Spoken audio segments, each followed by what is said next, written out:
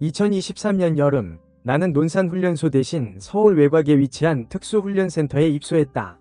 이곳은 일반적인 훈련소와는 달랐다. 최신 시설과 장비를 갖춘 이곳은 도시 환경을 그대로 옮겨놓은 듯했다.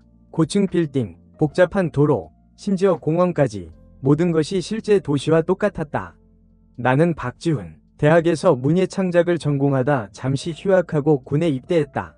처음에는 낯선 환경에 적응하기 힘들었다. 엄격한 규율과 훈련은 숨 막힐 듯했다. 특히 훈련병들 간에 보이지 않는 계급 차이는 나를 더욱 움츠러들게 했다. 야, 신병, 똑바로 안 해? 선임들의 날카로운 목소리가 귓가에 맴돌았다. 나는 그저 고개를 숙이고 죄송하다는 말만 반복할 뿐이었다. 그러던 어느 날, 우리 중대에 특별한 손님이 찾아왔다. 안녕하십니까? 여러분의 특별 체력 훈련을 담당하게 된 김태현 코치입니다. 김태현 코치는 유명한 피트니스 트레이너였다. SNS에서 그의 운동 영상을 본 적이 있었다. 탄탄한 근육질 몸매, 조각 같은 얼굴, 그리고 입가에 희미하게 남아있는 흉터. 그는 마치 영화 속 주인공 같았다.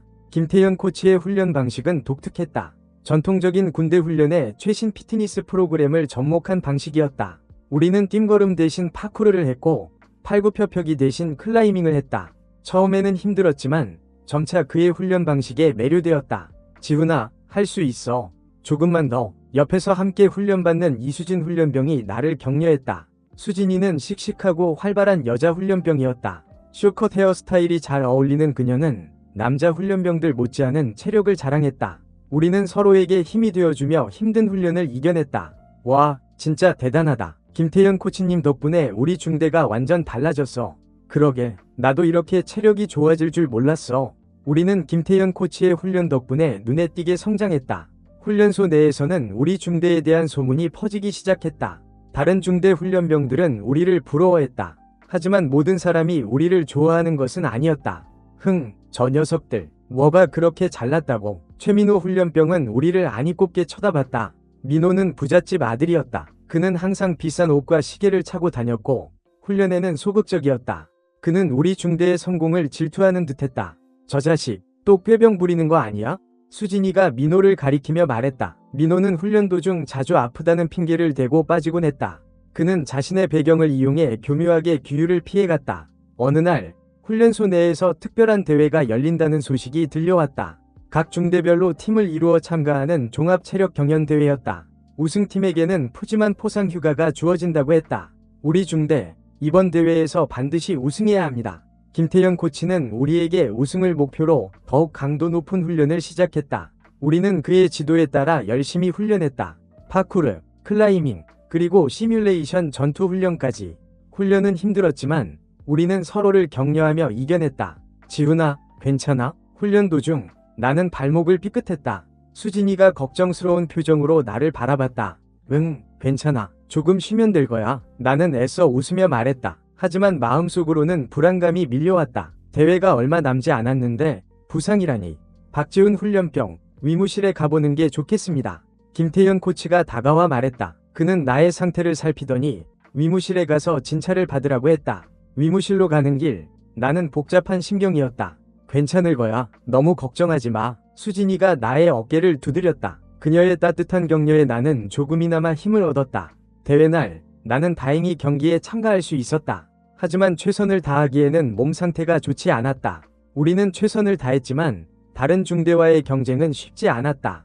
젠장, 저 자식들, 반칙 쓰는 거 아니야? 최민호가 짜증 섞인 목소리로 말했다. 그는 경기 내내 불평불만을 늘어놓았다. 그는 자신의 실력 부족을 인정하지 않고 다른 팀을 탓했다. 결과는 아쉽게도 우리 중대의 패배였다. 우승은 다른 중대에게 돌아갔다. 우리는 실망했지만 서로를 위로하며 다음 기회를 기약했다. 괜찮습니다. 여러분 모두 최선을 다했습니다. 김태현 코치는 우리를 격려했다. 그는 패배에도 불구하고 우리를 칭찬했다. 하지만 그의 얼굴에는 어딘가 모르게 그늘이 드리워져 있었다. 대회가 끝나고 며칠 뒤 이상한 소문이 돌기 시작했다. 김태현 코치가 훈련병들을 가혹하게 대하고 심지어 폭력을 행사했다는 내용이었다. 처음에는 아무도 믿지 않았다. 하지만 소문은 점점 더 커져갔다. 야, 그거 들었어? 김태현 코치님 완전 쓰레기라던데. 말도 안 돼. 그럴 분이 아니잖아. 근데 최민호가 직접 봤다고 했대. 최민호가 소문의 진원지였다. 그는 자신의 말을 뒷받침할 증거라며 이상한 사진과 영상들을 퍼뜨렸다. 그 영상들은 교묘하게 편집되어 김태현 코치가 훈련병들을 괴롭히는 것처럼 보였다. 저 자식 완전 악질이네. 수진이는 분노했다. 나 역시 마찬가지였다. 우리는 김태현 코치의 결백을 믿었다. 하지만 소문은 걷잡을 수 없이 퍼져나갔다. 결국 김태현 코치는 감찰 조사를 받게 되었다. 저는 결백합니다. 훈련 과정에서 어떠한 폭력도 행사하지 않았습니다. 김태현 코치는 감찰 조사에서 자신의 결백을 주장했다. 하지만 그의 말을 믿어주는 사람은 많지 않았다. 최민호의 증언과 조작된 증거들이 그의 발목을 잡았다. 지훈아, 우리 뭐라도 해야 하지 않을까?